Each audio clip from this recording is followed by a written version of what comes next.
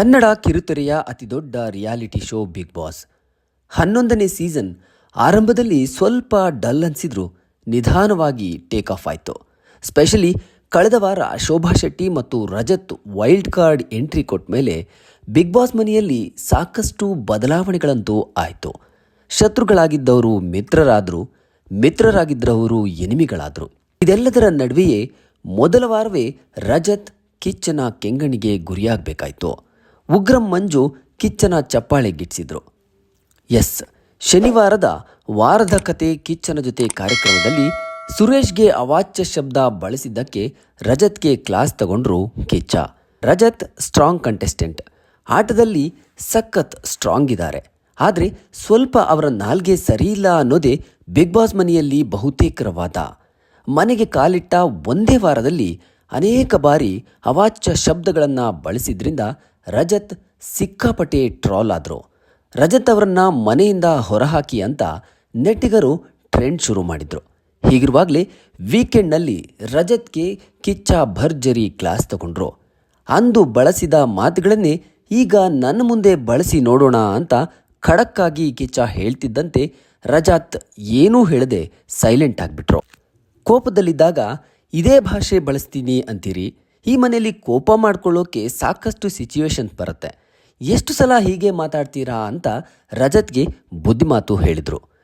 ಕಿಚ್ಚನ ಖಡಕ್ ಸಲಹೆ ಪಡೆದ ರಜತ್ ಮತ್ತೆ ಈ ರೀತಿ ತಪ್ಪು ಆಗಲ್ಲ ಅಂತ ಕಿಚ್ಚನ ಮುಂದೆ ಸಾರಿ ಕೇಳಿದರು. ಬಿಗ್ ಬಾಸ್ ಸೀಸನ್ 11ರಲ್ಲಿ ರಜತ್ ಮತ್ತು Shobha Shetty wild card entry ಬಳಿಕ ಮನೆಯ ಆಟ ಬದಲಾಗಿದೆ. ಶೋಭಾ ಉಗ್ರಂ ಮಂಜುಗೆ ಕೊಟ್ಟ ಟಕ್ಕರ್ ನೋಡಿ ಅವ್ರನ್ನ ತುಂಬ ಸ್ಟ್ರಾಂಗ್ ಸ್ಪರ್ಧಿ ಅಂತ ಶೋಭಾ ಅವರನ್ನ ವೀಕ್ಷಕರು ಕೊಂಡಾಡಿದ್ರು. ಆದರೆ ಮತ್ತೊಬ್ಬ ವೈಲ್ಡ್ ಕಾರ್ಡ್ ಸ್ಪರ್ಧಿ ರಜತ್ ಮಾತ್ರ ಮೊದಲ ವಾರವೇ ತಮ್ಮ ನಾಲಿಗೆ ಹರಿಬಿಟ್ಟು ಕಿಚ್ಚನಿಂದ ಬುದ್ಧಿ ಎಳಿಸಿಕೊಂಡಿದ್ದಾರೆ. ಅವಾಚ್ಯ ಶಬ್ದ ಬಳಸಿ, ಜಗಳ ಮಾಡಿ, ಕೈ ಮಾಡಿ, ಇಂತಹ ಸಿಲ್ಲಿ ರೀಸನ್ಗಳಿಂದ ನಿಮ್ಮ ಗುಂಡಿನ ನೀವೇ ತೋಡ್ಕೊಳ್ಬೇಡಿ ಅಂತ ಕಿಚ್ಚ ರಜತ್ಗೆ ಸಲಹೆ ಕೊಟ್ಟಿದ್ದಾರೆ. ಆತ ಬಿಗ್ ಬಾಸ್ ಮನೆಯಲ್ಲಿ ಆರಂಭದಿಂದಲೂ ಸ್ಟ್ರಾಂಗ್ ಕಂಟೆಸ್ಟೆಂಟ್ ಅಂತ ಹೆಸರು ಗಳಿಸಿರೋ ಉಗ್ರಂ ಮಂಜು ಈ ವಾರ ಕ್ಯಾಪ್ಟನ್ ಪಟ್ಟಕ್ಕೆ ಇರ್ತಾರೆ. ಅದೇ ಖುಷಿಯಲ್ಲಿದ್ದ ಮಂಜುಗೆ ವೀಕೆಂಡ್ನಲ್ಲಿ ಕಿಚ್ಚನ ಚಪ್ಪಾಳೆ ಕೂಡ ಸಿಕ್ಕಿದೆ. ಉಗ್ರಂ ಮಂಜು ಪ್ರಸ್ತುತ ಬಿಗ್ ಬಾಸ್ ಮನೆಯಲ್ಲಿ ಗೇಮ್ ಚೇಂಜರ್ ಅನ್ನೋದರಲ್ಲಿ ಡೌಟೇ ಇಲ್ಲ. ಎಲ್ಲ ಟಾಸ್ಕ್ಗಳಲ್ಲೂ ಎಲ್ಲ ಸ್ಪರ್ಧಿಗಳಿಗೂ ಬಿಸಿ ಮುಟ್ಟಿಸ್ತಾನೇ ಬಂದಿದ್ದಾರೆ ಉಗ್ರಂ ಮಂಜು. ಹೀಗಾಗಿ ಫೈನಲಿಸ್ಟ್ ಆಗೋ ಎಲ್ಲ ಅರ್ಹತೆಯೂ ಅವರಿಗಿದೆ ಅಂತ ಈಗ ವೀಕ್ಷಕರು ಮಾತಾಡ್ಕೊಳ್ತಿದ್ದಾರೆ.